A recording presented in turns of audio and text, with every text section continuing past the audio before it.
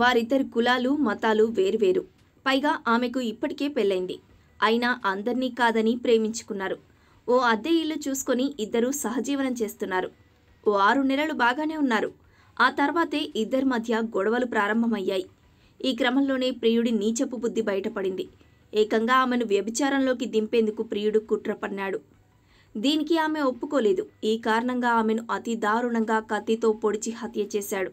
ఈ సంఘటన అంబేద్కర్ కోనసీమ జిల్లాలో చోటు చేసుకుంది.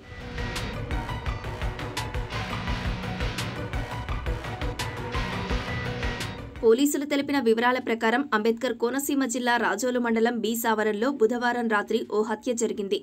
రాజోలు మండలం బి సావరం సిద్ధార్థనగర్కు చెందిన షేక్ షమ్మా అనే యువకుడితో ఓలేటి పుష్ప కొన్ని నెలల నుంచి సహజీవనం చేస్తోంది. ఓలేటి పుష్పకు ఇప్పటికే పెళ్లై పిల్లలు కూడా ఉన్నారు. అయితే భర్తను విడిచిపెట్టి ఆమె షమ్మతో కలిసి ఉంటుంది.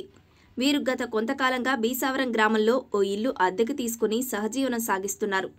అయితే కొంతకాలం సవ్యంగానే ఉన్నప్పటికీ కొన్ని రోజుల నుంచి వీరిద్దరి మధ్య గొడవలు జరుగుతున్నాయి. ఈ క్రమంలో బుధవారం రాత్రి 9 గంటల సమయంలో ప్రియురాలు పుష్పను షేక్ షమ్మా వ్యభిచారం చేయడానికి నా వెంట రావాలని కోరాడు. ఇందుకు పుష్ప నిరాకరించింది.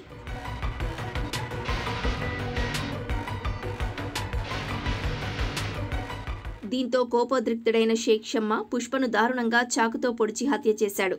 ఆమెపై దాడి చేసే సమయంలో పుష్ప అమ్మ, అన్నయ్య అడ్డు వచ్చారు. అయితే వారిపై కూడా దాడి చేశాడు. సమాచారం అందుకున్న పోలీసులు సంఘటనా స్థలానికి చేరుకుని మృతదేహాన్ని స్వాధీనం చేసుకున్నారు. అనంతరం దీనిపై కేసు నమోదు చేసి నిందితుడు షేక్ షమ్మా కోసం గాలింపు చర్యలు చేపట్టారు. బీసావరం విలేజ్ రాజుల మండలంలో నిన్న నైట్ ఒక మర్డర్ ఒకటి జరిగింది. ఓలేటి పుష్పన్న ఆమె తన మొదటి భర్త విడిపోయి షేక్ షమ్మీ అనే అతనితో 6 నెలలుగా సహజీవనం చేస్తుంది.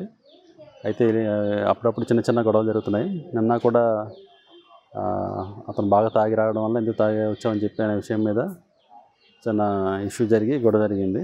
అతను ఫుల్గా తాగేసి అతను అమ్మాయి బ్రదర్ మీదను తల్లి మీద అటాక్ చేశాడు. అడ్డుకోవడానికి ఈ అమ్మాయి వెళ్ళింది.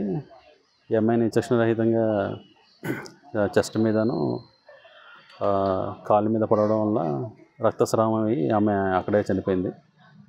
ఇన్సిడెంట్ జరిగిన తర్వాత ముద్దాయి ఇక్కడి నుంచి పారిపోవడం జరిగింది. సపరేట్గా 2 టీమ్స్ పెట్టాము. ముద్దాయిని వెంటనే తొందరలో పట్టుకుంటాం.